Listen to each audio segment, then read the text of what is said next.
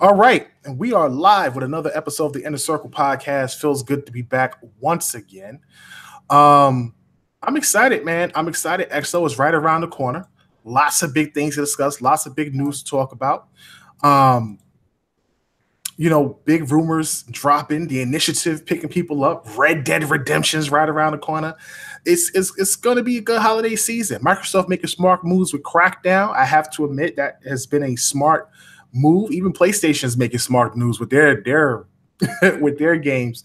I think they know better as well. I mean, even Sony is like, yo, we got to move this game at this point because there's no way they could just leave it sitting there at early in the year with all those big hitters coming out in March. So smart move on them. I wish and I hope. I don't know if Microsoft is going to move their game back a week or more, but I honestly just wanted to move it out like an entire month. Like just get it out of the month of March. Honestly, it's my honest opinion, but we'll see how it is.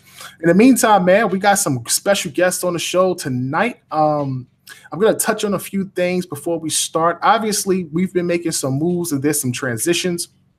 First and foremost, I want to shout out Anchorman V, who has been rocking with the Inner Circle podcast for almost 3 years at this point, or possibly 3 years or more. He has been a pillar in the growth of Tick Podcast as well as Tick Network as an organization. And when he came on, man, he just was in a different space. Young guy in college, lots of time on your hands, and as you get older, you become a grown man, and priorities change, and things like that. And you want to prioritize your life a certain type of way. And I completely understand that, and respect that as a man. So I wish him nothing but the best, nothing but success. And there'll always be a seat open for him if he ever wants to stop in and guest spot and hang out with the team and stuff like that. Nothing but love for Anchorman. We'll miss him. We'll miss his opinions here on the show, and I hope he truly is happy going forward. And shout out to the Iron Lord podcast team, man. The Iron Lord podcast team will now be doing shows from their own channel. The network will be changing up a little bit. It will be Tick Podcast 2XP, and we'll be working on a little bit of different content changes that will be added to the channel to supplement some things. I don't think we're going to add any new podcasts. We're just going to do a bigger effort on what we're doing on the channel already as we continue to grow and push the product that we're pushing out for the fans out there. Iron Lords, man, they did an excellent job coming over here, supporting Tick Podcast, helping us reach a new audience, helping us grow, bringing in subs. And in turn, they have been able to use this platform to grow themselves. And now they're able and ready to go on and do their own thing. And I'm happy for them and happy that they are able to succeed. So big shout out to the Iron Lord team. Wish them nothing but the best, nothing but success, and much love from us over here at Tick. Great guys over there. So make sure you go ahead and support them. With that being said, let's get down to the nitty gritty. The Inner Circle podcast team is here and ready to rock. B, what have you been playing lately? This week I've just been playing Sleeping Dogs and Soul Calibur. Soul Calibur came out on Friday, so I've been playing that all Friday and a little bit today. So nothing too much. Been a crazy week for me, so that's really all I've been playing. Mm-hmm. Okay. Sam? So I've been really busy with all the news dropping and everything else going on. I haven't had a lot of time to play, but in the time I have had, I've been hitting Destiny 2. That big event going on, the forest, what they've done with the Infinite Forest right now.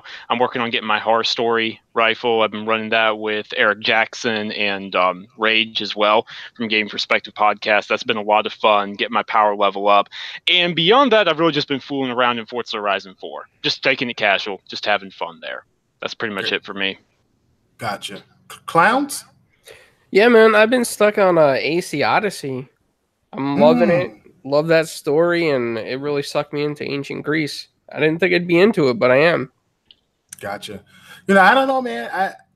Everybody keeps talking about Assassin's Creed Odyssey. I'm seeing comparisons with that at Witcher. I know for Sam, that's probably blasphemy. But I raised my eyebrows, but in a good way.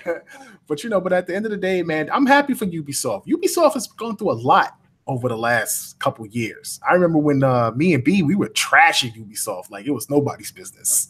We used to trash Ubisoft bad. I mean, it was so bad. We were talking about Nintendo's golden seal of approval back in the day.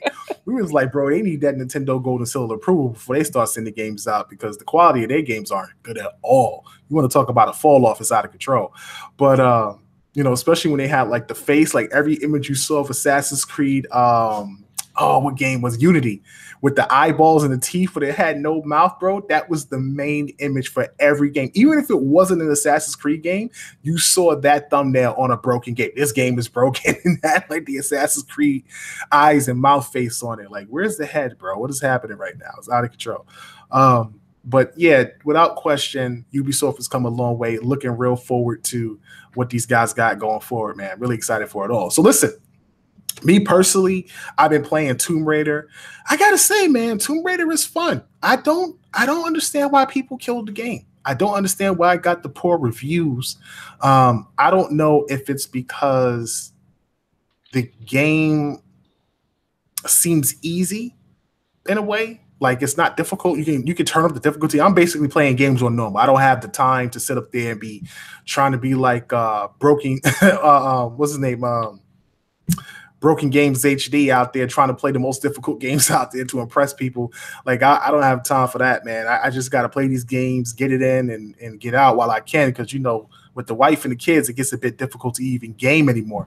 But I've been enjoying the game. Story's really good. The action is dope. I like all the stuff that they got going on, what they've added to the game. So I've been really into that. And playing that and a little bit of Destiny here and there. I need to play more Forza Horizon 4. And I'm kind of glad that that's got co-op because I think I'll play it more being that it has co-op. So I definitely want to hop in that at some point. But yeah, mostly it's been Tomb Raider. And right now, Tomb Raider is probably sitting at an 8 for me. Hopefully by the end, it shoots up to a 9 or better. But as of right now, I got it as 8 out of 10. Hopefully it doesn't drop or fail as I get deeper and deeper into the game. Only about 28% in. So we'll see how that goes. But anyway, let's jump into the show. I want to thank everybody for stopping out. Make sure you give the squad a thumbs up. And again, we are the premier podcast for Xbox, so here we go.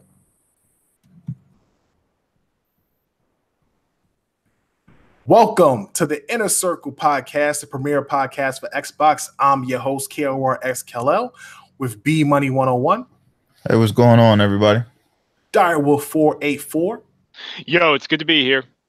And the Italian Clowns. Hey, what's up, man? Pleasure to be here.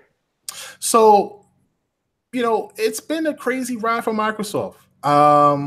2016, they had a pretty decent year. 2017, they had a terrible year. 2018 has not started out well for them going on through the course of the year up until Forza. I've been seeing people get on them and show all types of stuff about the games and what they've produced over the last X amount of months. And it doesn't look great. Let's just keep it 100. It doesn't look great. Forza really being the shining bright spot in a clutter of darkness and clouds and bad reviews. Even though the games are successful, they're doing great on Game Pass. They got players. They're doing all these great things. Overall, critically, they aren't received very well, and a lot of fans keep getting on it.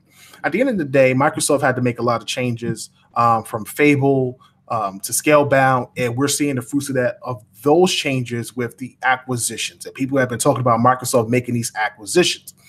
But recently, the initiative came out, and they just picked up a new executive to join their team. This guy is the technical director from Rockstar Games. Give me 1 second so I can get his name. I just had it like half a second ago. I don't know what happened to it. But he is the technical director from Rockstar Games. And he is now going to be joining the initiative team. And I gotta say, man, Microsoft has only got a lot of bread. His name is Tom Shepard. Excuse me. So Tom Shepard, the former technical director at Rockstar, is joining the initiative. And Tom Shepard has worked on Red Dead Redemption, and I'm pretty sure a few other games over at Rockstar. But my whole thing is Microsoft seems to be dealing out a ton of bread for high quality talent, and they are just bringing in people left and right, especially people who are dealing with a lot of open world or high quality titles that you see from the people that they're bringing in. People from Sony Santa Monica. You got people coming over from Naughty Dog. You got people coming in from Rockstar. People that's actually moving studios from Ninja Theory to something else. You got people moving Playground to Ninja Theory or a different studio. And you start to see this rotation of people. And I'm like, man, Microsoft is just kicking out all this bread. They really have something major or massive coming along. And I don't know how much money they put out into these people, who's getting paid what. I don't really think that's as important. But I got to say that it feels like whatever checks they cutting, they are luring people. Because when you look at the overall makeup of what they're building, obviously it all comes down to the game and what they do with that particular game. If the game is built well, it looks amazing, and it plays great, it's going to be received well. It should be received well critically, and they'll have another hit on their hand and another flagship game. Because I think that's one of the problems that they had this generation, where they didn't have the next flagship title. I think Sony has done that with Horizon Zero Dawn. They've been able to transition from what they did with Guerrilla and Killzone and move forward with Horizon Zero Dawn, as well as The Last of Us, to be the next two set of flagship titles. And with Halo being Gen 1's flagship, Gears and Forza being Gen 2's flagship, Microsoft has not been successful in trying to find their next set of flagship games this generation. So I think what they need to do is, obviously, a lot of these games are going to be focused on next gen. It's really truly feels like this generation is a wash at this point. It's not to say they haven't been successful. Obviously, they have been successful.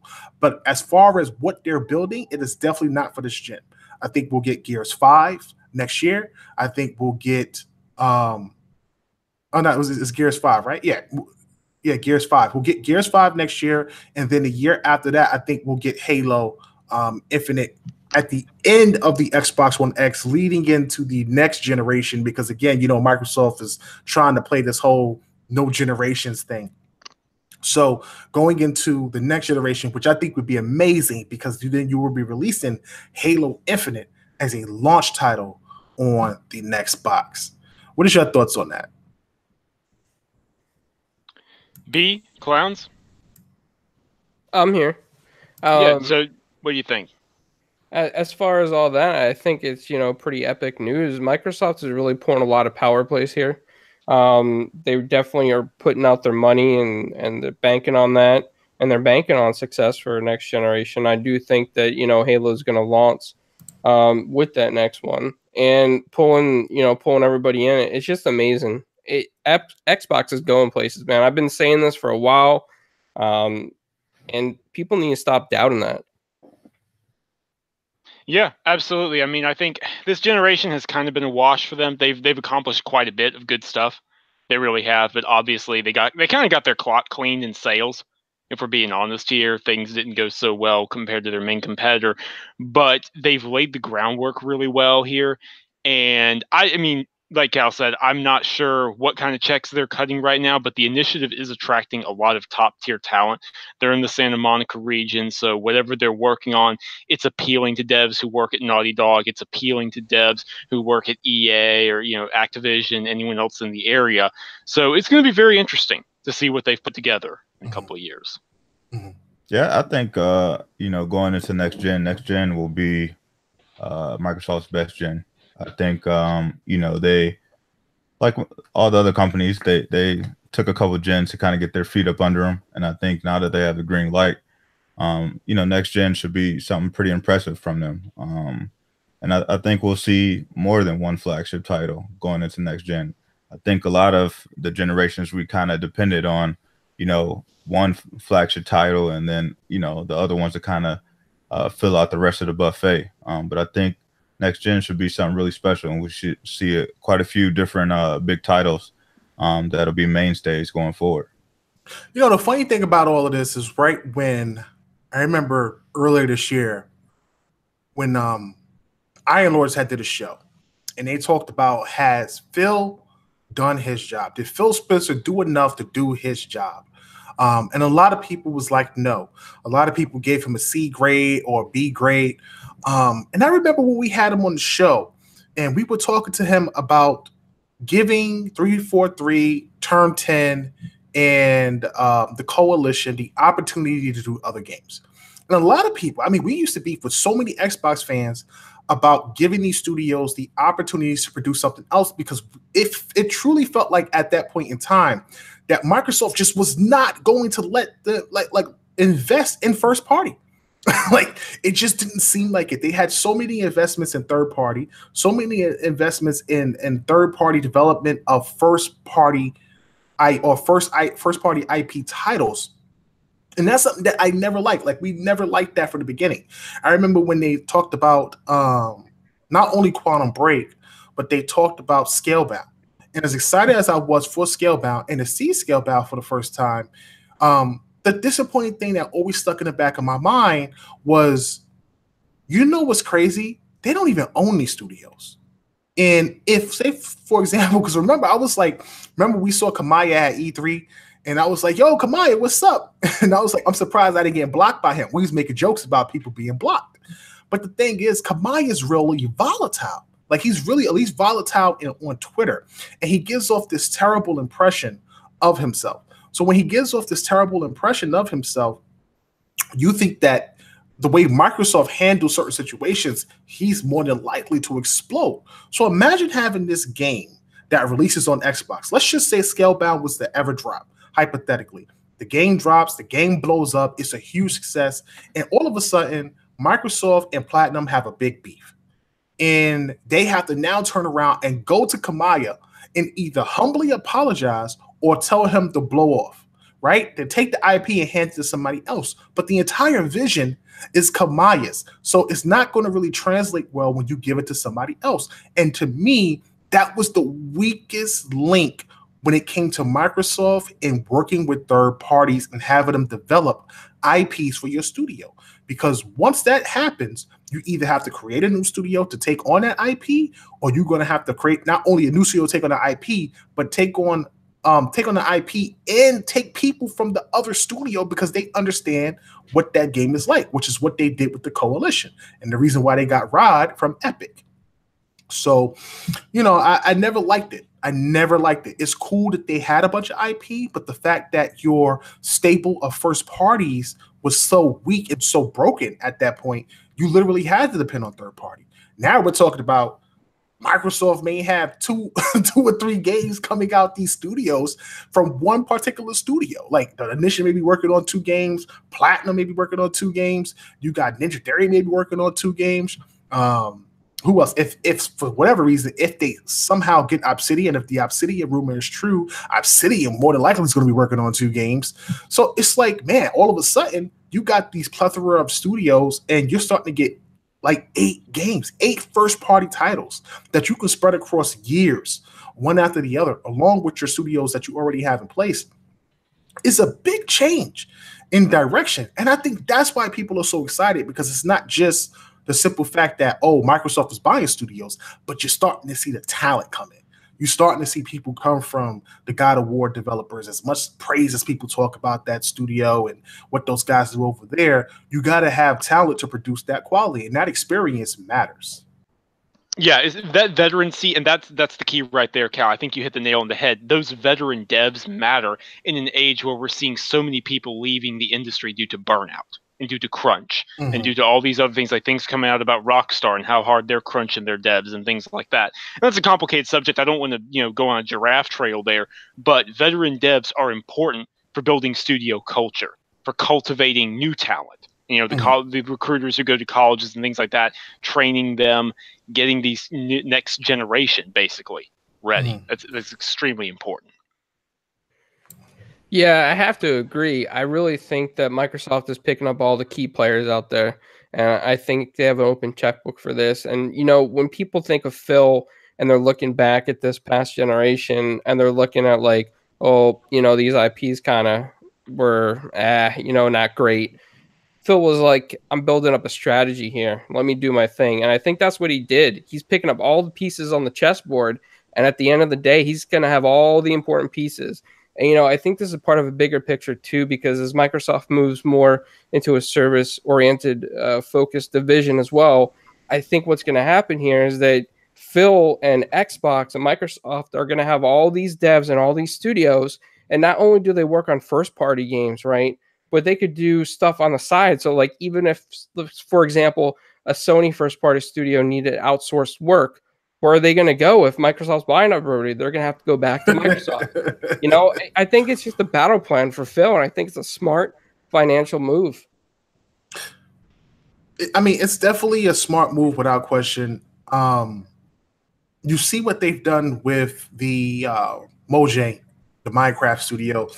That studio was already pumping out third-party games, and that obviously made the money back instantaneously. You know, it took a few months. It actually didn't take long at all. And what it is they wanted to do and how they wanted to implement that. I mean, they got that bad boy running on the Switch in no time. So they definitely made the right move with Minecraft from a business perspective and a business decision. They forced Sony to sort of change the way they do things. I know a lot of people don't want to look at it from that perspective and saying that, oh, you know, Sony didn't make changes when it came to crossplay or changes when it came to name changes, which is something they've been needed to do for a long time. But the reality of it is that when the fans start to cry about something because something is successful on another platform, you're going to want that access, even if it's not on your platform, and you want your platform to get those things. It's no different than anybody else who's like, if you see a particular game on a platform, you're going to go to that dev or that executive and say, yo, why isn't this game on the box? I don't want to buy this platform. And the goal is to get you to buy that platform. That's why you get a lot of third-party exclusive deals, because they want you to buy that platform. They're like, oh, you can only get this on this box. Come on over here and buy this PlayStation 4 or buy this Xbox One, and you can play the game on this platform. So I think what Microsoft needs to do going forward is really look at what was successful for everybody across the board. I think they're trying to attack what the Switch did, because the first thing they did was obviously attack what PlayStation did this generation.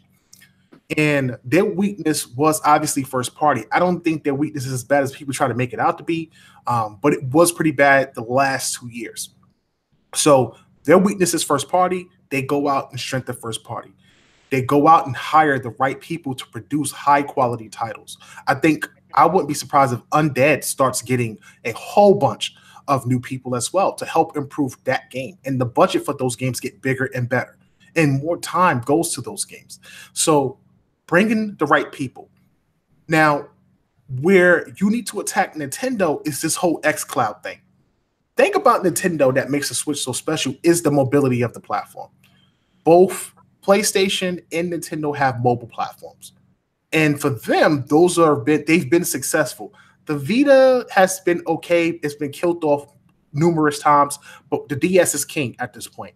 Microsoft looks at it from the perspective of, I look at like, it's bad enough. It's a lot of people don't want to buy your platform around the world. So you switch it up and do something different, turn it to an ecosystem instead of being isolated. With xCloud, it allows you to go across not just the Xbox, but other devices, from phones to tablets, laptops, PCs. And if you're getting that type of access on those things, it eliminates the need to make a mobile device. Because now, instead of being trapped to some screen or two sticks on the side of a elongated, tablet or whatever, you actually just using a regular Xbox controller as if you were at home. So the feel is the same. The only difference is the screen shrinks depending on what you're playing on. If it's the phone and you're walking and you're playing, or if you're out somewhere and you Bluetooth in the controller to a laptop, or you Bluetooth the controller to a screen, that's a huge deal. And I don't think people understand what xCloud really is. Like, a lot of people are looking at it from the perspective that, oh, PlayStation now already has that. They have over 400 games. I don't think people understand xCloud is like every game. Not 400 games, not 500 games.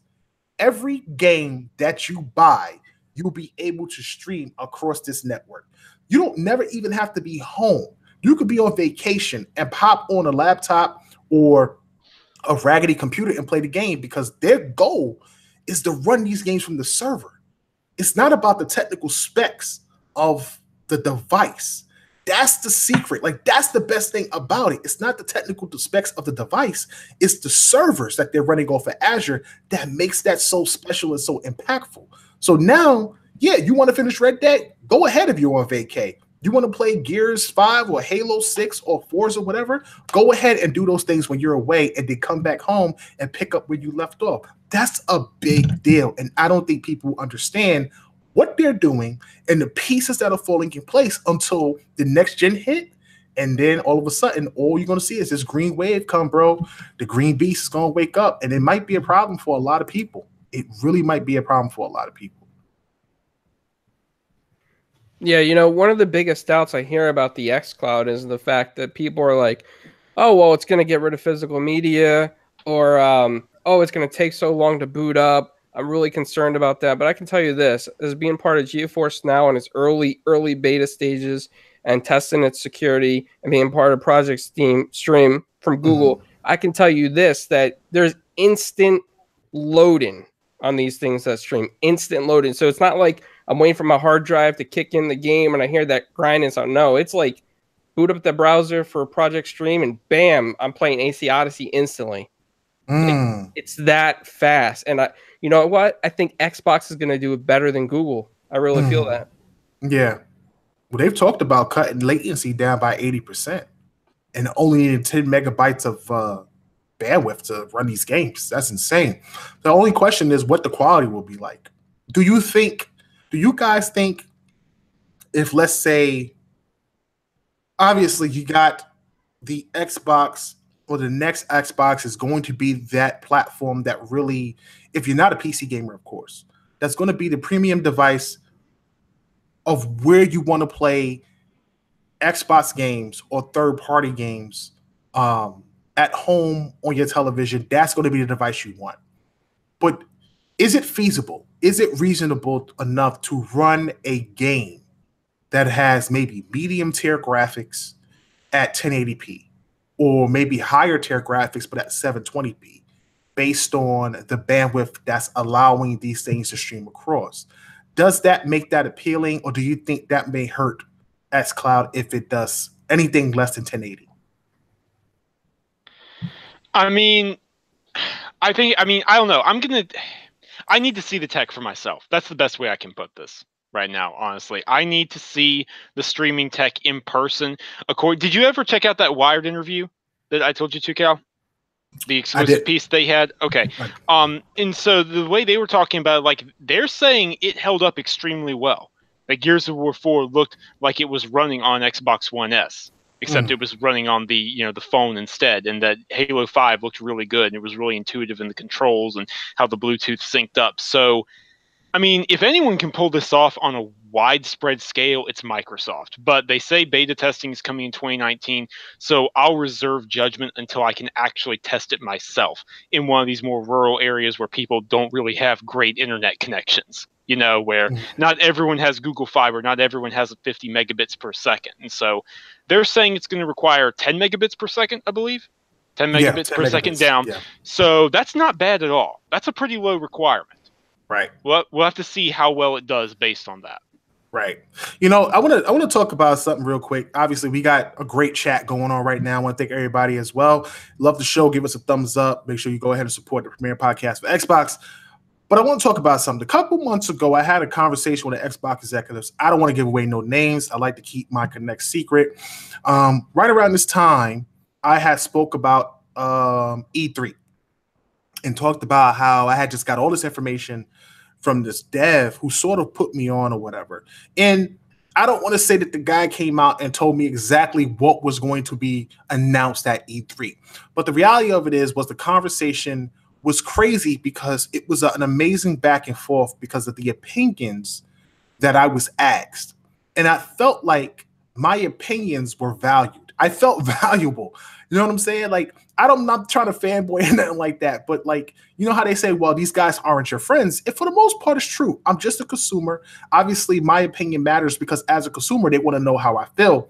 But we have a great relationship with Xbox. We get Xbox, devs on the show and stuff like that. They know who we are when we speak to them or we show up places. So that's awesome.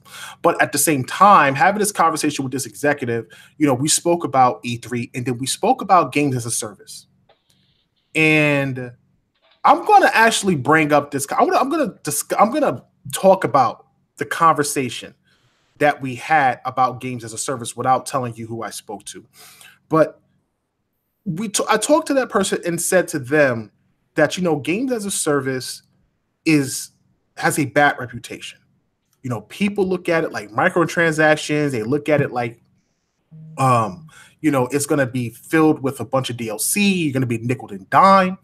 And we talked about stuff like, does God of War have game? Is God of War a games as a service game? Is Gran Turismo a games as a service game? And with all the DLC that Gran Turismo get, whether it's a free DLC or not, it is a gas type game. It doesn't necessarily mean that that's a bad thing. It just means that the content that's coming out is being serviced to the owners of the game. For the people who have purchased a game at $60, you're going to constantly be getting updates, and there's a plan going forward for those games. When I spoke to him about the Matt Booty situation, when Matt Booty came out and talked about they want to have plans for their games and they don't want to make decisions without having at least a 2-year plan for their game. A lot of Xbox fans talked about how that didn't make sense. Like, if you're going to develop the game, and every game doesn't need a 2-year plan. And when we spoke about that, he said that only makes sense. It only makes sense to, if you produce any content, if you produce any game, it only makes sense for that game to have some sort of plan going forward. So you have a structure of what direction you're going with this product. Because at the end of the day, you are trying to make this product survive and last. People don't understand that if something fails, even if it's not as good or it doesn't sell as much, you can recoup with great DLC. You can recoup with great future content. Whether people buy it or not, it's there and it's an option. And a lot of people do invest in DLC. That's why Activision did so good. I think it was in 2017. I think they literally blew up just on microtransactions alone. I can't remember who wrote that interview, but they literally blew up on microtransactions and DLC by itself. It was just insane how much money they made off of it. So again, obviously some games as a service is bad. All games as a service isn't, but you always want to try to have a plan of whatever you're developing. And I think that Microsoft, they got some games as a service products, but they also have games that aren't. They're going to have a lot of first single player games. They're going to have a lot of multiplayer games going forward. And that's their strength. I don't think they should avoid making multiplayer games. I don't think that they should avoid games that deal with co-op. That is what they do. That's why Xbox Live is so great and why so many Xbox fans like Xbox in general. But they do need more single player experiences. And I think a lot of that is coming. I think that's why we keep hearing rumors about Obsidian and, Ninja Theory making some big crazy game, or Playground working on a big open world RPG. You got developers like Bethesda and CD Projekt Red working with Microsoft all the time. Those are great relationships that they're building. And I really, truly think Microsoft has a big plan, and it's all led by Phil Spencer. And obviously the team is going to follow behind him. I think the guy's got a good plan, and it's going to be crazy. It's going to be really crazy coming up. I can't wait for XO18. Are you guys excited for XO18? I am, actually. I am very excited. I'm excited. I'll leave it at that. Keep my expectations low. Hope for the best, man. All right. That's fair. That's fair, B. But I don't think you're going to be unhappy. We'll see. We'll see. I'm kind of with B Money on this, man. I hear there's a lot of hype for this, and I hear that from people that are insiders, I should say. And, I also talk to execs here and there, but I hear all this hype for it. I hear all this great news coming out for it. And I just feel like Microsoft likes to keep secrets. They always like to show the least that they can, unless it's demanded by the fans for a specific game, but show a little bit and then do a lot more later on. I think that's how Microsoft is thinking right now. Honestly, I like it when they don't show anything. I remember they literally showed everything, and E3 was so boring. What year was that, B? What year did we go? I think that was the year they showed Forza Horizon 2. Was it 2? Yeah, I think it was the first time we went to E3, wasn't it? Yeah. Yeah, the first time we got invited to E3 by Microsoft, which was dope. And we go there and they show all the stuff that we literally just read or saw a month before E3 launched. And it really wasn't that impressive. It really wasn't that great, but the overall experience was amazing. But the show itself wasn't that great. Then you look at this past year's show. And when I got the sort of hint from the exec when I spoke to him that this show was going to be a banger, and I wasn't expecting really it to be what it was, but it really was a banger. I was shocked, and I just was like, wow, I was blown away by it. So I kind of like that they keep these secrets and they kind of keep it to themselves. I think it's only smart and only wise that they do that because people have low expectations for Xbox because of the perception. And any negative perception is going to be real until you break that perception. And right now, they're on the path of doing that. They just have to continue to focus and continue to put out surprises and show that they are investing in this product that so many fans want to invest in. Because obviously, they lost a lot of people because of what they've done over the last couple of years and the perception that they don't produce quality titles, which I think is false. But yeah, over the last 2 years, they have sort of fallen short of what they need to be doing or what they've done in the past. So we'll see what happens when that starts to roll out over the next couple of weeks. So listen, man, I got to talk about this big rumor that's been happening lately. So recently, some news came out about an Easter egg that's in Rare Replay. And it has to do with Banjo-Kazooie. So if you go and look at, I think it was Banjo-Tooie or Banjo-Kazooie 1? I'm not sure. But there's a place somewhere in the game where as you're playing the game, there's this wheel that's spinning. I don't know the level. I never really played Banjo. I didn't have an N64 when I was growing up. Please don't hit me with a brick. But I didn't play the game. So there's this wheel that's spinning. And this guy is running around with Banjo. And as you stop, he sort of pans the controller on like this 3/4 view.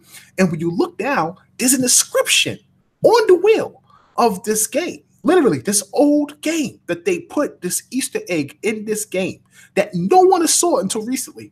And it says something about, I don't remember exactly what it says, but it says something about, come back in 2018. No, it said, will Banjo Nuts and Bolts be remembered? They don't know, but come back in 2018 to find out. Then the same guy decides to go on Twitter, and as he's going on Twitter, he bumps into an executive from Rare that's currently working there, and it says games that he's worked on, and it's like Killer Instinct, it's like, all these old games, Cameo, Banjo-Kazooie, Banjo-Tooie, and Banjo-Threeie, and that's Threeie. And you see Rare Ltd's Twitter handle pop up underneath him and shout his name with the exclamation point. And then he responds and says, "Oh, my bad. No one's ever. It took an entire year for someone to notice," and deletes that he's developed Banjo-3. Now, this is a big deal because we had Craig Duncan on the show a couple months ago. I believe it was me and Sam, right, Sam? Sam? Yeah? Sorry, you broke up for me. I couldn't hear you for a moment there. I was saying that me and you, we had Craig Duncan on the show a couple months ago. That was back in April, I believe. Right. So back in or March, excuse me. March. Yeah. Right. So a couple months ago, earlier in the year, we had Craig Duncan on the show, and me and Sam after the show, as big fans of we are of Rare, it's B Money as well. Shout out to those guys. They be hooking us up with all types of stuff. Me and Sam, we literally sat after that show, just like shaking our heads because Craig talked about Sea of Thieves, and we went back and forth about Sea of Thieves and what they should do with Sea of Thieves. And I truly feel like I'm pretty sure they had these plans already, but I'm just gonna own it. I'm just gonna be like, yo, man, we influenced that game because there's just so much content and things that we said they need to put in the game that seems to all of a sudden be put in the game after the abysmal. Bro, the AI ships, the AI skeleton ships, like it was like really. I mean, I it's great. Hey, Craig, thank you guys for listening. We appreciate it. Exactly. Y'all know who we looked out for. You guys, we're looking out for you. Exactly. So anyway, with that being said, Craig, we got a chance to talk about all these third-party platforms because I'm like, yo, Microsoft really needs to invest in these platforms that they have because they've literally with Rare, they got all these games just sitting there that no one's even thought about remaking or bringing back. So, at the end of the day, all of a sudden, Craig is like, well, we're working on Sea of Thieves. And when Sea of Thieves are over, we'll talk about what we're going to do next. But basically, we're hiring people to work on Sea of Thieves. And I'm like, in my head, I'm like, Craig, love you, love the team, but you're hiring people to work on Sea of Thieves? Like, you're hiring more people to work on Sea of Thieves? Like, are you ever going to do a new Banjo? Are you ever going to bring back Conquer? And he's like, well, the team, you got to have a passion. You got to have passion to make these games. And right now, the team's passion is Sea of Thieves, and their passion isn't. And I'm like, no, you don't. In my head, I'm like, no, you don't. You don't have to have passion to do anything. Like my man Bill Belichick says, do your job. That's it. That's what you have to do. Just do your job.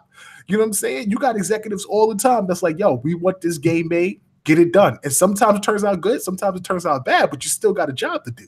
So do your job. So I'm sitting up there like, man, you got Mario that just came out, looks crazy. They done came out with that lizard and bat game from the whole executives. And now you're talking about what's the other game they came out with? Oh my God, Ratchet and Clank just got revived. It looks really good when they came out with it on PlayStation. And Microsoft don't have any platformers. They don't have any platformers to push. And you're sitting on Cameo, you're sitting on Conquer, you're sitting on Banjo, you're just sitting on all these IPs and you're not letting anybody do it. So now suddenly, out of the blue, we hear these rumors about Banjo 3. And you hear these rumors about, well, not rumors, but they announced Battletoads revival. And I'm like, man, this is it. Like, this is a gold mine. This is what Microsoft has needed. So what do you guys think, man? 2018 XO is about to come up. If they announce Banjo 3 at XO, is this a drop the mic moment? Is this a big deal, or is it being blown out of proportion? I think it's a big deal to some, but I don't think it'll be a big deal overall to many Xbox fans. I think it'll be, just a good platformer. It'll be similar to, what the other platformer that came out last year, Super Lucky's Tale. No, it'll have good reception and people will enjoy it. But I think it's just one of those things that for most people it's just a feather in the cap. It'll sit on the shelf and you can hurrah about having it back. But I'll be super excited about it. When Phil was launched that campaign a couple years back about OG games to bring back. Banjo was the one that I always called out, and I felt like they could really do something with that, and just a lot of the other Rare IPs. Perfect Dark, Cameo. Rare has a gold mine of IPs that if they don't want to work on them, I feel like someone should. Just because those games came out at a great time, and it's time for revival. So I'd be super excited for it. I hope it does come back. And I wouldn't even mind if Playful worked on the game, just because I like their art style. The one thing I would say is to get rid of all the annoying voices. Let me get some real voices in there. Right. And kind of update it, make it more modern. Make it feel like a game of today. And I think they'll be all right. Yeah, I'll co-sign that. I don't think it would be a OMG Megaton, this wins the war with that, but it would be a good fan service announcement. It would be a, hey, we're listening, it's back. Obviously, the preferable thing, if that happens, would be for Rare to do it, but you could also kind of have a Battletoads situation where Battletoads is a game, being made by a different studio, but Rare is overseeing it. I can see them doing that with Playful. Since Playful made Super Lucky's Tale, they could have Rare oversee the team at Playful making Banjo or something like that. We'll see. I'm not even convinced it's happening, but we'll see. We'll see how it goes. I think this Banjo reboot, if it does happen, and the rumors seem to be pointing that way, is huge for Rare and for Microsoft and Xbox in general. I mean, even though I wasn't a big Banjo fan back in the day, and I also skipped the N64 except GoldenEye, Banjo was a huge hit amongst people. And, you know, there's an old IGN review that even suggests that Banjo was better than Super Mario 64. So, I mean, this is going to hit nostalgia. This is going to bring in new people. It would bring in kids.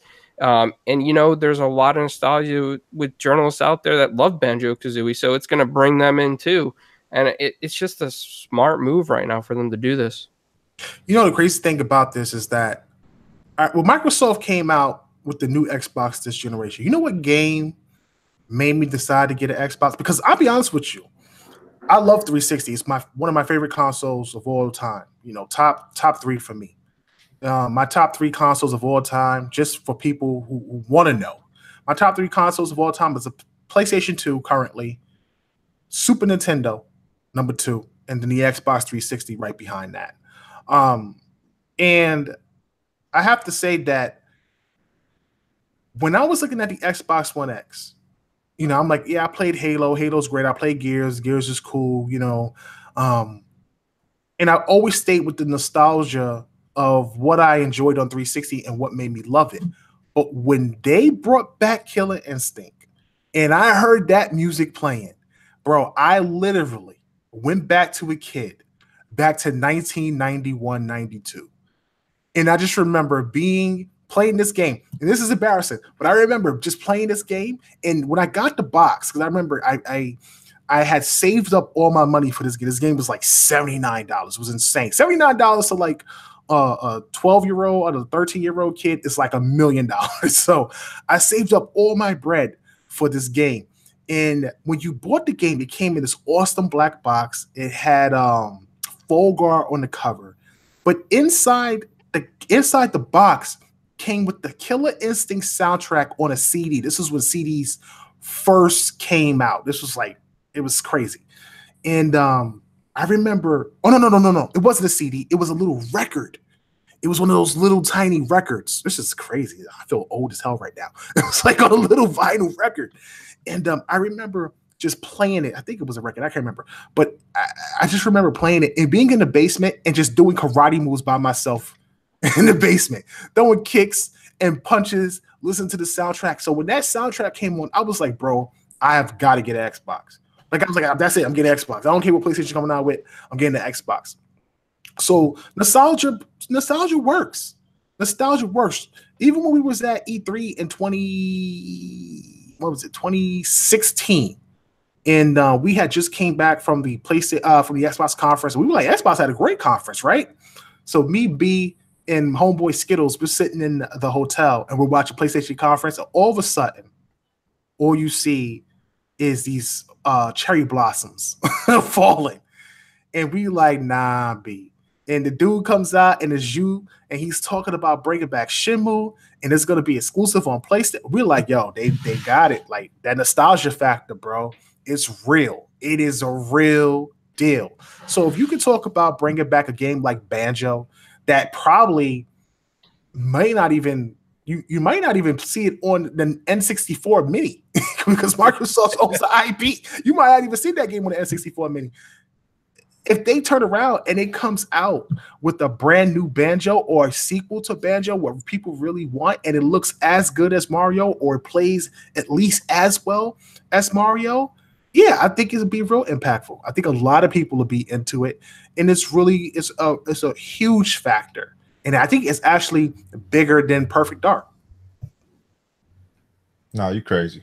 I think. We're getting carried away here. I don't know what you on tonight, man. You sound crazy. No. We're getting. It'll be good, but we're getting carried away here. I don't think so. Perfect Dark in its heyday was just as big as GoldenEye. It was, absolutely. I don't know, man. In fact, we wouldn't have GoldenEye if Perfect Dark didn't do incredibly well. But here's the thing. I think the nostalgia factor for the platformer would be so big because not only does it reach people who want it, it also reaches that family-orientated section of gamers that, honestly, there's not a lot of that type of stuff on the platform. It really isn't when you look at it. Even when I scroll down Game Pass, which I have for my son, it's hard. The kid only plays like Lego games, and that's like mostly everything they have.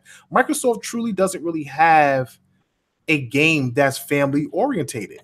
So I just feel like Banjo could possibly, in my opinion, I mean, I don't see how with all the shooters in the world, all the shooters that's out there already, I don't know if Perfect Dark, unless it was completely different, just another Perfect Dark shooter comes out. I don't know if that would be bigger than a revival of Banjo. At least I don't feel that vibe. I feel like Banjo, with all the talk about Banjo, has gotten way more recognition than Perfect Dark's talk, honestly. You know, to be honest with you, and I'm a hardcore gamer, Perfect Dark never even hit my radar until I seen this rare replay and all this talk about Perfect Dark come up, and you know, but Banjo, even though I didn't play it, I knew what Banjo was, even though I didn't play it. I mean, that name was out there; it was known.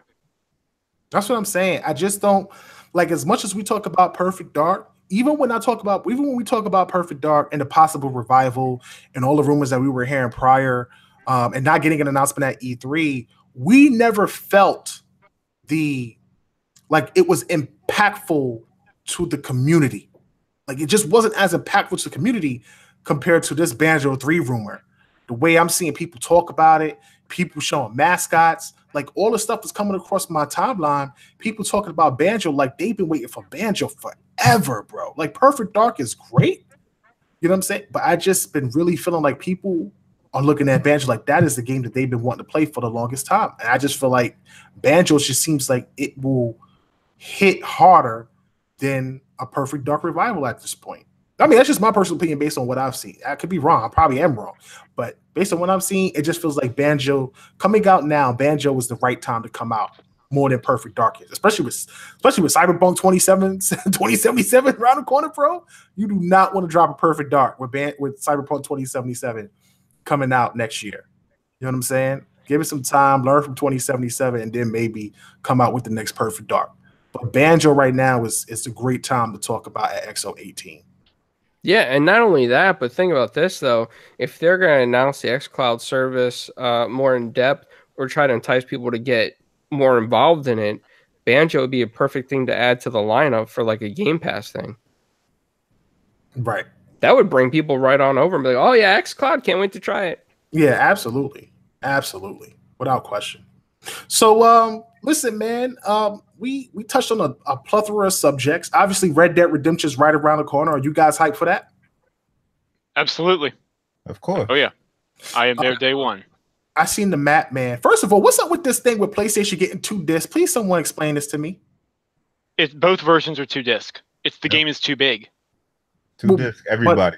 Xbox got 2 discs too? It's a 2 disc game. That they got an install disc, which it's crazy because back at the end of last gen, we were getting into the multiple disc, and now we're getting into the multiple disc again, even though we're on Blu-rays. That's crazy to me. That's insane, bro. We gotta go dual layer, man. Dual layer is what we need. Dual layer. They better go dual layer next gen. Absolutely. I don't think they have a choice, man. Hey, I'm not gonna lie though. Nah.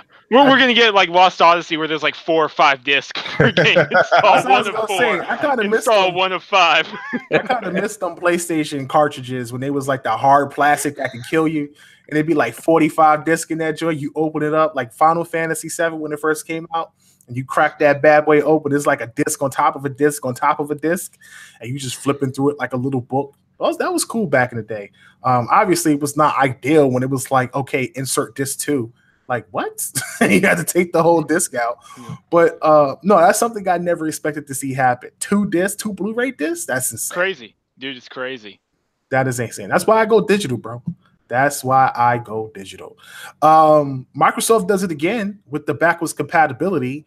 They just recently dropped the orange box, and it's all enhanced on the Xbox One and enhanced for the Xbox One X. So you got Left 4 Dead 2, Team Fortress 2, and then you have Portal and what's the other game? The main game. The orange box? The orange box is Portal, Team Fortress 2, and then all the Half-Life 2 episodes. And Half-Life 2. Which Half-Life 2 looks really good. I will say, enhanced. It brings it forward. It makes it look like, you know, a 360 game instead. It's pretty good. Right. I literally just watched somebody complain about trying to get ports, like trying to get enhanced ports of games on other platforms because Xbox One X's backwards compatibility games are getting enhanced, which is pretty dope. So a lot of people feel some type of way about that. Just go show you, man, the power of great design. It does work. So that's really awesome with them. I think next generation we'll see a lot of backwards compatible platforms, except for Nintendo. Nintendo is going to sell you minis of every platform they have ever come out going forward. I guarantee it. The way it's looking, you got the N64 dropping. A mini GameCube will be next. It probably look like a Rubik's Cube. plays like 1,000 games on it. And then after that, I wouldn't be surprised if a Wii U drop and then a Wii. Like, come on, man! At this point, just join the bandwagon. Why does Nintendo have to be so different? That's what makes them stand out, man. That's why they keep winning. Keep winning. They keep winning. How would they win? Well, I mean, what do you mean? They're doing well right now. They're doing great right now. They're doing great now. They still hold down the handheld market. They go up and down every other gen. Hey, Wii smacked it out of the park. Wii U, not so good. Switch smacked it out of the park. You know what I mean? They win out there. That means don't pick up whatever's next after the Switch. We did not smack it out the park. It sold 100 million. Dude, no, wait. The fad. It was a fad. The attach rate for the Wii was terrible. It still smacked it out of the park. It smacked it out of the park, dude. It was lightning in a bottle. They captured a market that has not been captured since. There was Wii's in old folks' homes. Exactly. I know. How many Xboxes in old folks' homes? I get it. But I don't see how it smacked it out the park. I think the Wii was a failed platform. That balance board, man. The balance, yes, the Wii Fit. Wii Fit. Wii Fit sold like crazy. Mario Kart sold like crazy. Oh my God, the gimmicks. Oh, that Wii Fit. The Wii is just such a gimmick. It was so gimmicky. First of all, I refuse to buy any platform that had the name Wii. I was not doing it. I was just like, Wii? I'm not doing it. Let alone the Wii U. That just was embarrassing. But I can't respect the Wii. I'm sorry. If I gotta pull a fanboy card on anything, it's gonna be this. PlayStation 3 and Xbox 360 all day. The Wii is an embarrassment. It was an embarrassment. The games were trash. So why did everybody copy them? They did copy them because it was a fad. It was lightning in the bottle. But the attach rate was horrendous. They had no good games. They came out with the Mad game, which was okay. That Mad World game was all right. Look what Nintendo made Sony and Microsoft do. Invest in all their R&D, and we got packaged with the... and then what happened? None of those things exist anymore. Exactly. You know why? Because Nintendo is the only one that could do it. And they followed Nintendo down the damn wrong path. You know what they did? They followed Nintendo down a dark alley. They was like, man, Nintendo walked down this dark alley every weekend. And they get home okay. You know what? Right. We gonna try. Hey, who these guys? Where they come from? And they got their butts whipped at, walking down that dark path. I don't understand. I really don't get it. But at the end of the day, man, I can't give the Wii props on that. I just can't. It's too much. It's too much to bear. It's funny stuff though. But I don't know, man. I think that this dual layer stuff is quad layer, is it's crazy. I do hope that they do this next gen and they do make these discs bigger. Obviously, downloading is the future. If they go dual, let me ask you guys this: if they truly do dual layer discs next console gen, would you be mad at a price hike at the game? Honestly, I don't think that has anything to do with why there's going to be a price hike. I think a price hike is coming simply due to game dev cost going up. Absolutely. And due to inflation and things like that. So that's sort of a two-part answer where I'm not going to be mad, but prices are going up for a variety of reasons. So you think the standard price of a game is going up by how much? I think it's going up by $10 personally. Yeah, I think 69. Yeah, $69.99. Yep. Okay. Yeah, I agree. I'm with you there. Yeah, I think $69.99 is going to start being the standard price going forward. It only makes sense. You can see it in the bundles that they give you when you pick up the games. Like you see them bundling $59.99, $69.99, and then there's like normally that third bundle takes it up a whole notch of like $100.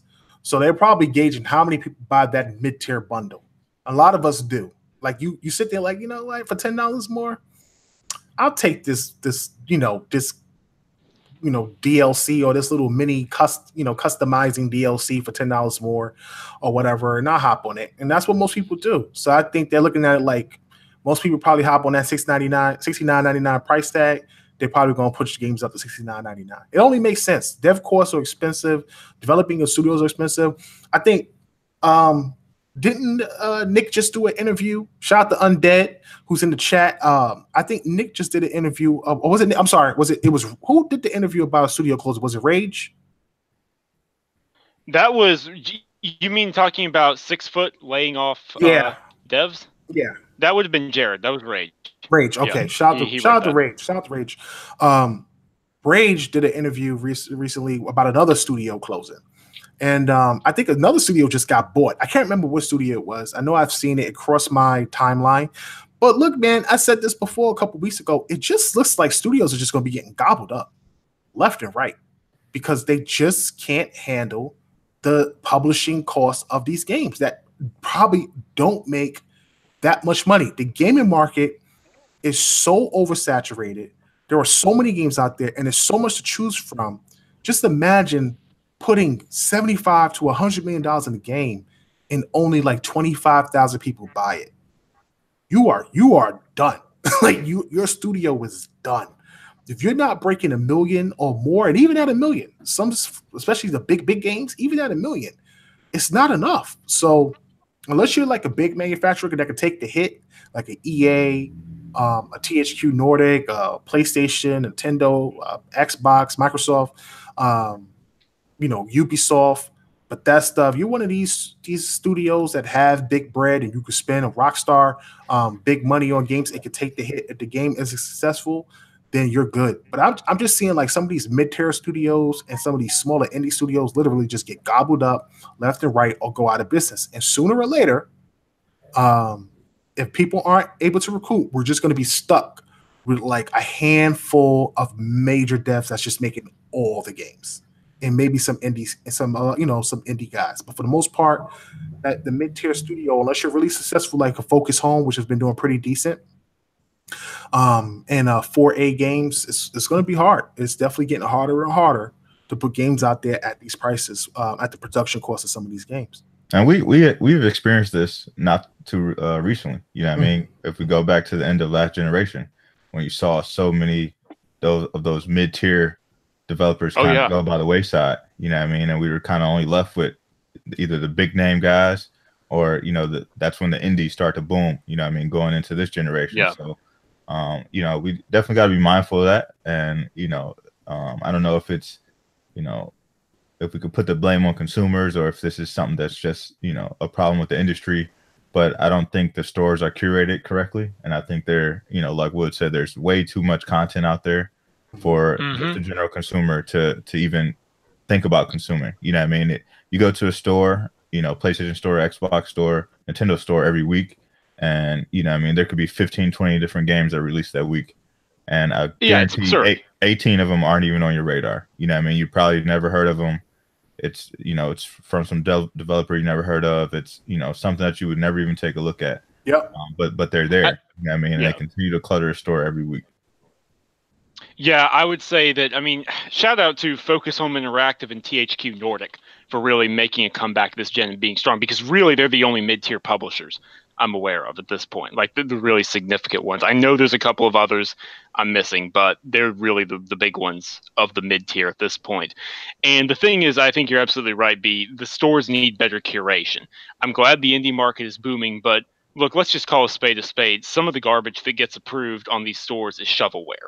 It really is. It's cash grab, shovelware, and they need to be curating it better. They need to be cleaning the stores out so people have more efficient choices and they can see things that should, the cream should rise to the top a lot quicker, if that makes any sense. That's why I'm okay with a large company like Rockstar Games, and all their studios only making Red Dead Redemption 2 this gen. I really am. Right. Because they're pouring all that effort, all that workforce into making one generation-defining game. They're not overwhelming us with a bunch of different games. And I'm okay with that. I really, really am. Yeah, I talked about this a while ago, too. I would actually prefer to see like less games from big publishers. You know what I mean? I don't Agreed. like I don't need Assassin's Creed game like every year. Like Yep. if it came out every 3 years or something like that, just make it, you know, a huge improvement every time it releases. Then, you know, I get super excited about it, get pumped about it, and I feel like I need to buy that game day one. Now it's like, I can wait, you know, till it goes on sale, or I'll wait next year to see what the next Assassin's Creed is. You know what I mean? And maybe that'll catch my interest. But I don't think a lot of these games need to be annualized or biannualized. I think if we give them more space to breathe, and then it kind of builds up the excitement and the hype for them, and then that kind of drives the sales culture for that particular game. So maybe that's something that we see, you know, going in the next generation, you know, with all these games as a service, and everyone trying to, you know, build these breathing, living worlds for everybody kind of delve into. Maybe we see less games, you know, going to the next gen. So we'll have to wait and see on that. Absolutely. Clowns, any last thoughts? You know, I kind of think that all you guys hit this right on the head. I think better curation is one of the most important things, because we are getting oversaturated with, like, I don't want to insult the games or, you know, say anything like the crap or that kind of stuff. But I mean, there's a lot of games out there on the level of Soda Drinker Pro. And I mean, that thing became famous just because of how ridiculous it was. And even the dev makes jokes about it, you know, like he knows this game is ridiculous. And we just see a lot of that stuff. And I just think better curation is going to solve this problem. Yeah, I agree. Yeah, absolutely. Absolutely. I mean, think about this. We only saw one game from Sony Santa Monica this gen, God of War. That was it. That was it. Sucker Punch, they're only going to make 2 games, and one of those was basically a launch game that got delayed. Right. That's, you know, work smarter, not harder. I know it's a stupid phrase, but I'm being serious here. More efficient, put more effort into the worlds, and make these games less frequent, make them more meaningful. You know, there's one thing that does bother me. It kind of falls into this as well, because we don't see a lot of great, you know, sports games across all platforms outside of, like, you know, Madden. But we get a lot of like these indie style games of like baseball on certain platforms versus other ones. And I just want to see like a quality game, not like this little thing that was just pumped out and just put out there and be like, oh, hey, now we got a baseball game. We're going to throw it in the store real fast, sell a lot of copies as, you know, as fast as we can, and then just not care about it a couple days later. I just want these bigger studios to invest more too into the sports games, and I'd like to see like a quality baseball game on all the platforms, man. You know what's funny that you said that? I remember when we did the interview with Phil and we asked him about a baseball game. And he was like, well, you know, the license is expensive and then you got to get a studio. I'm sitting here like, yo, RBI keep coming out. That license like $5, bro. Get that license, bro. Yeah, there's no way it's that much. So I'm saying, like, come on, man. Don't give me these excuses, Phil. Get this license. You got fans out there that is going to PlayStation because they got the MLB license, and they out there producing MLB every year, and the Xbox can't even get a video game out. You know, I don't care if you do third party with the baseball game, man. Talk with 2K. They used to do MLB. Maybe you could work out something with them, or Visual Concepts or something like that. But yo, man, the license can't be that expensive. If you got guys like RBI Baseball out there making a game, bro, like every year, bro, it's not the MLB license. Like if you dive into a lot of the stuff that the show does, I mean, for example, you have to pay for a lot of license for like gloves and bats and old player licenses. You know what I mean? So like if you wanted the license to like Babe Ruth, you know what I mean? There's license fees for that. You know what I mean? So there's a lot of extra cost that goes into it just beyond getting the MLB license. Right. Gotcha. So don't the servers on that get shut down really quickly too? Like they tend to only last a year or so until the next title comes out? No, for sure. They're open for 3 years. Okay. All right. 3 years. That's more reasonable. Yeah. Well, maybe they need to get boxing. That's what they need. We need a new boxing game. We haven't had a boxing game in forever. Hopefully somebody comes out with something new because we've been needing one for a long time. So So listen, man, that's going to be it for tonight's show. I want to thank everyone for stopping out. Thank you for hanging out with us tonight. I want to thank Italia Clowns for coming on as a guest, and also a tryout panelist, man. We are out here looking for some new voices to join the premiere podcast for Xbox to talk about the latest in news and content. You obviously get access to all our resources to try to make the best show and get the best information for Xbox gamers out there that want to know what's going on with Microsoft and get our opinions, as well as find out what's going on rumor wise, and maybe even talk to some executives as we get these guys on the show. We will be back next week, Saturday at 10:30 p.m. Eastern. It's a bit late, so I'm not going to do a Q&A tonight. I do apologize. I want these guys to get some rest. Today may be our last live show. We are working on some things. We may be changing some things up going forward for a better quality show, which would need me to do a little bit more editing. So we may record the show and then upload it, but the show's quality should be better. So the next episode should be much better than what you're seeing regularly. We just want to be better for you guys. And that's one of the things that we're working on. And right now, we're just getting feedback from everybody. If people want us to continue to do the show live, we'll discuss it.